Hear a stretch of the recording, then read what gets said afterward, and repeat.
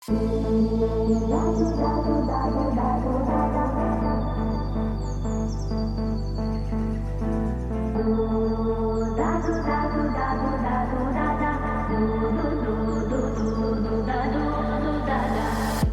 Herria Irratian, Metropoli Forala.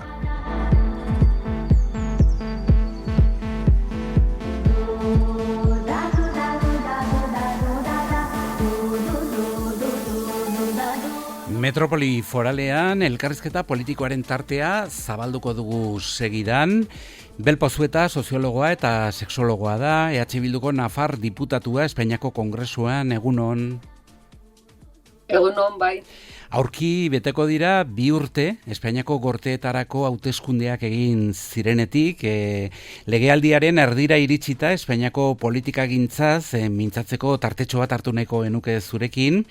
Gogoratu ditzagun emaitzak PSNek 2 diputatu lortu zituela eta UPNek PPek eta zuek EH Bilduk bana.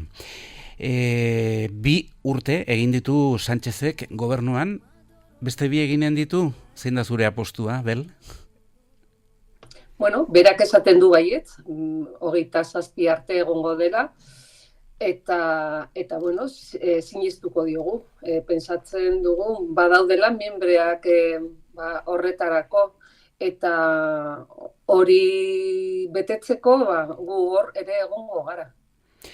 Dena den, uste duzu, investidurako gehiengo horrek eutsiko diola gobernuari 2 urtez? Bere nahia izan daiteke eustea gobernuari, bai, Sánchezen nahia, baina uste duzu pitzadurak ez direla sortuko investidurako gehiengo horretan, dagoeneko sortuta daude, baina, bueno, gobernua behintzat oraindik hortxe dago.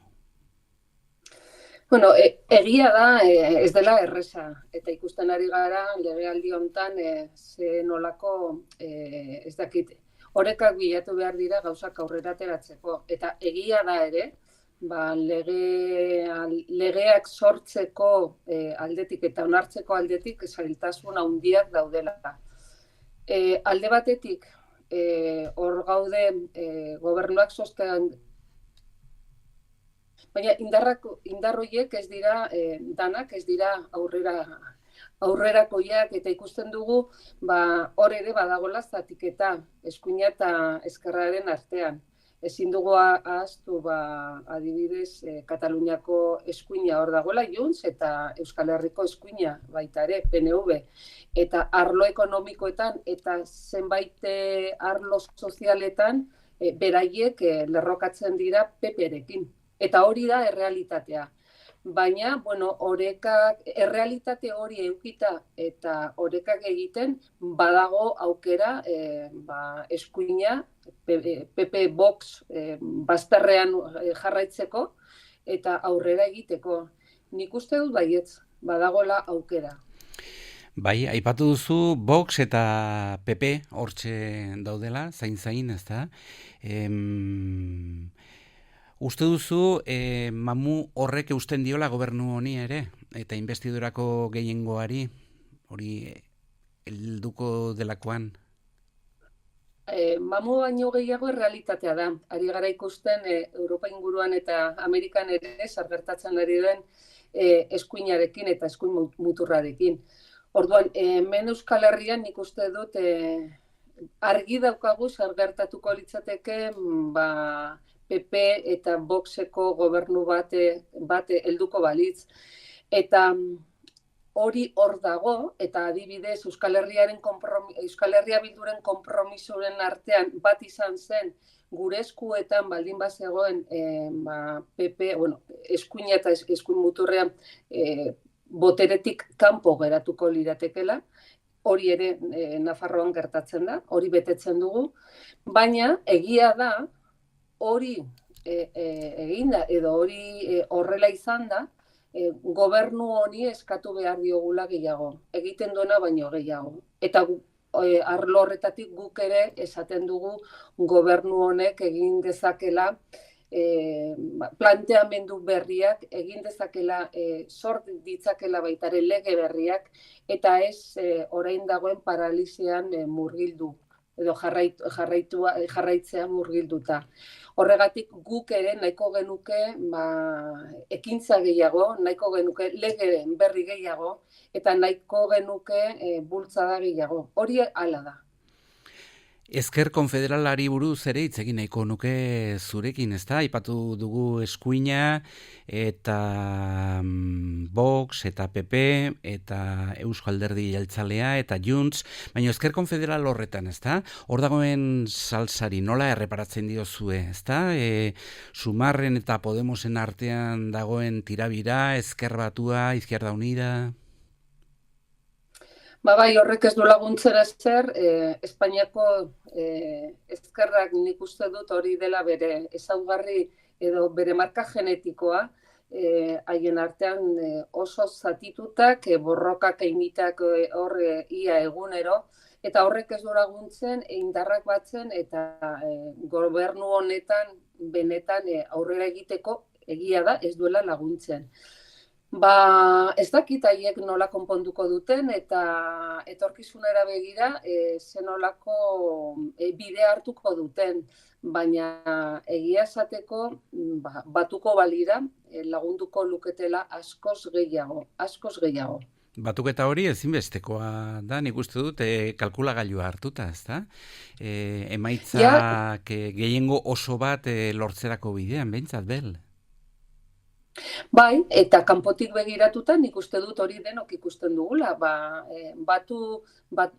batzen badira indar gehiago eta aukera gehiago baita ere diputatuak ateratzeko eta boteren dauden arloetan indar gehiago izateko.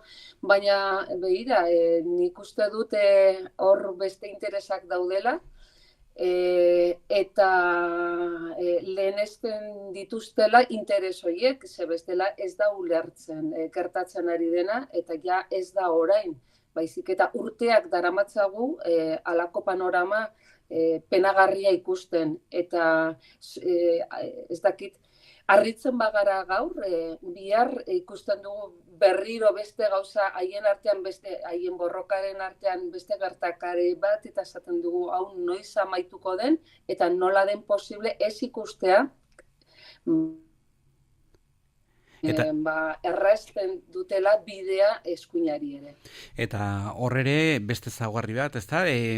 Betiko buruzagiei jarraitzen dutela. Ezker konfederal horretan, ezta? Beraz, soluzio bide bat lortzeko nahiko lan, oraindik ere. Bai. Egia esateko komentatu duguna, ez dakit, denborak izango digun zer gertatzen den, baina hemen, adibidez Nafarroan beste eszenatoki sortu dute eta badirudi gutxienez mantentzeko ikusiko dugu etorkizunean ere nola zer gertatzen den, baina adibidez Erkide Autonomoan ere ia ez dira existitzen. Haien zatiketarengatik ia ez dira existitzen. Orduan, joango gara ikusten, denborak esango digu. Alderdi politikoen arteko tirabirak edo akordioak eta bestelakoak aipatu ditugu, baino gero ere badaude bestelako faktoreak politikagintzan bete-betean eragina daukatenak, ezta? Eta zu Madrilen egonik eta bertako Espainiako politikagintza bertatik bertara ezagututa, esate baterako eraso judizialak bereziki alderdi sozialistaren kontra Lawfarera, aspaldi ezagutzen genuen Euskal Herrian, Nafarroan, Altsasun, esate baterako, ez da, Lawfarera? Bai, Lawfarera hitz egiten denean Madrilen, eta, adibidez ikusten dugu PSOE bat dagoela planteatzen bere kisak eta bere salaketak, eta esaten dugu non zeundeten zuek hemen Euskal Herrian hori aipatzen eta hori esaten eta hori salatzen genunean, non zeundeten zuek, eta orain etortzen zarete kisa horrekin. Egia da, botere politikotik, instituzionalatik esango nuke eskuinak ez badago, aztertuta baldin badago, eta hor dago bere pataletak, aldiz botere judizialean oso ondo kokatuta dago eta ari da jolasten bere kartak esatearren botere horretatik. Eta, bueno, ikusten badu ia astero kongresuan zenolako borrokak sortzen diren aipatzeko eta adierazteko beraien kexa boterean ez daudelako, botere judizialak erabiltzen ari da baliabide moduan PSOEren kontra eta boteretik kentzeko. Gero, egia zein izango den eta benetan zer egongo den horren atzetik, denborak ere, planteamendu honetan denborak ere erakutsiko digu, baina lotsagarria da nola ari den erabiltzen. Adibidez, amnistiaren legeak hor dago, ez dela betetzen, arma edo baliabide politiko bezala ari da erabiltzen, eta hori denok argi daukagu. Bai, eta gero, eraso judizialak alde batera utzita, zalaparta mediatikoa legoke, ezta? Eta horre izugarria da, azken egunotan, esate baterako Abalosen eta Sánchezen garai bateko WhatsAppak eta nola elkartrukatzen zituzten, eta horri zenolako balio politikoa ematen zaion, eta... Bai, hemen zuk esan duzu, aipatu duzu, hori lawfare.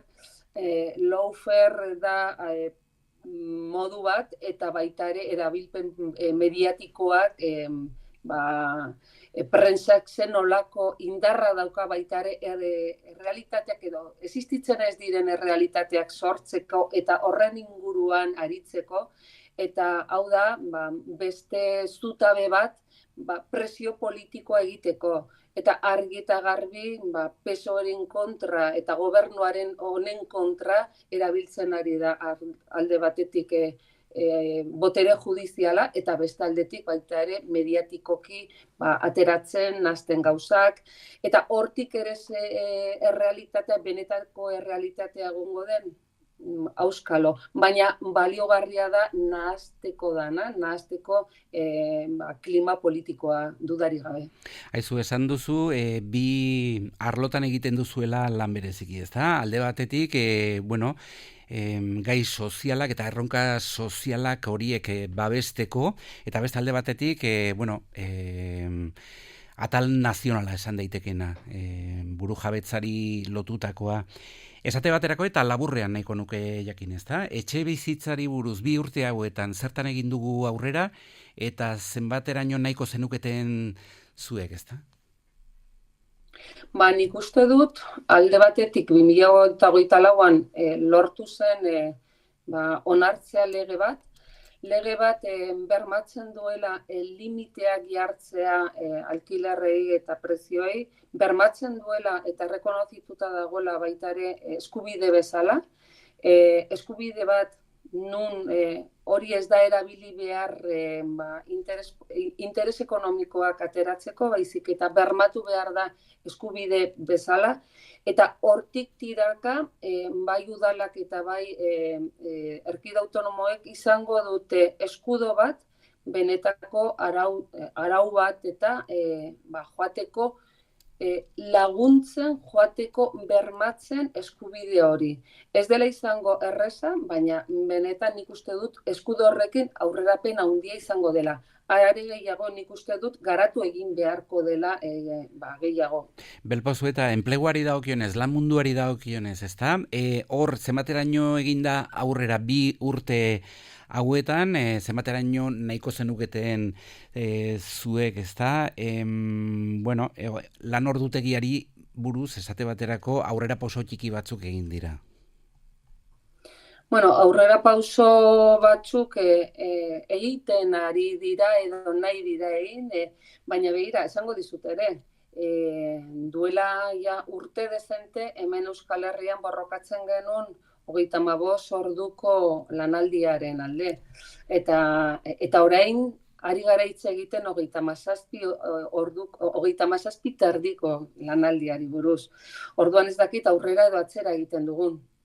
Nik uste dut, alde batetik, izan behar dugula denbora gehiago baita ere gure bizitza garatzeko eta ez egoteko hainbeste ordu lan egiten. Orduan, horren alde bai jarraitu behar dugula lan egiten eta ea gauzatzen den hori. Eta bestaldetik ere babesa eta baita ere adibidez SMI edo gutxiengo soldataren aldetik joan dela igotzen, hori ere oso garrantzitsua da, baina kokatzen bagara baita ere gure lurraldean, Hego Euskal Herrian argi eta garbi soldata horrekin ezin da duintasunez bizi. Eta guk eskatzen dugu gure marko propioan SMI edo soldata minimo hori garatzea. Gero baita ere aurreratu da babes legeetan, baina baita ere esaten dugu gobernu honek aurrera edo pauso gehiago eman beharko lituzkela babes horietan eta hortan indar gehiago jarriko dugu. Orduan, orokorrean eman diren pauso onak, baina nik uste dut oraindik baditugula gauza dezente aurrera egiteko eta hortan gaude. Bai, dudari gabe. Aizu, eta burujabetzari dagokionez, estaturik gabeko nazioak aipatu zituen uneren batean Sánchezek, ez dakit, zenbaterainoko aurrera pausoak egin diren horretan? Nik esango nizuke arlo horretan nahiko hankamotz geratzen ari dela. Egia da aurreko legealdian hori ere onartu genuen, ez genuela aurreratu ia ezer. Legealdi hontan pentsatzen genuen hau izan behar zela oportunitate honen ildotik eta ikusita nortxo geunden aukera izan behar zela hortan aurrera pauso garrantzitsuak emateko.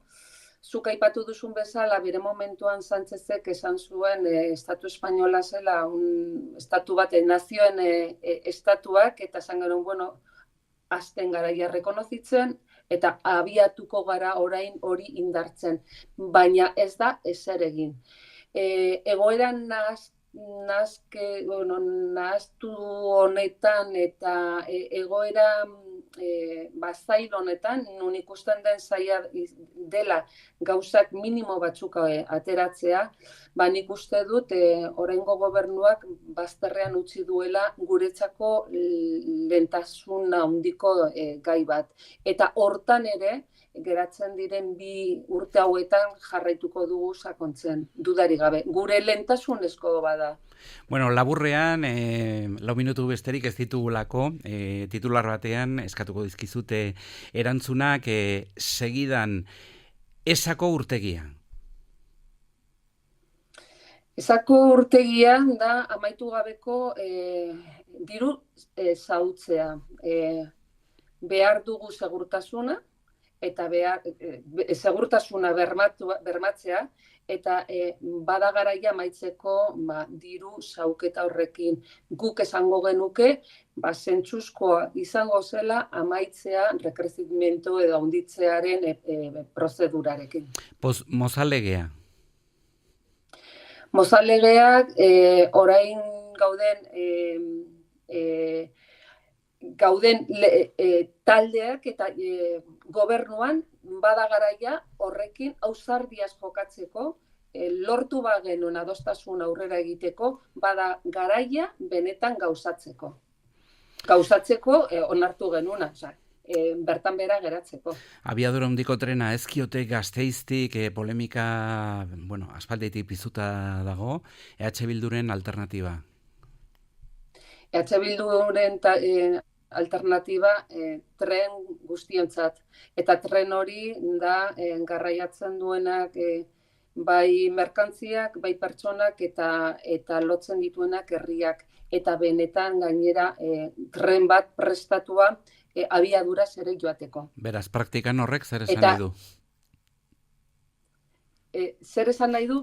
Gaur egungo infrastrukturetan egia da eta onartzen dugu berritu eta egokitu behar direla, eta gaur egungo lekutik edo infrastrukturan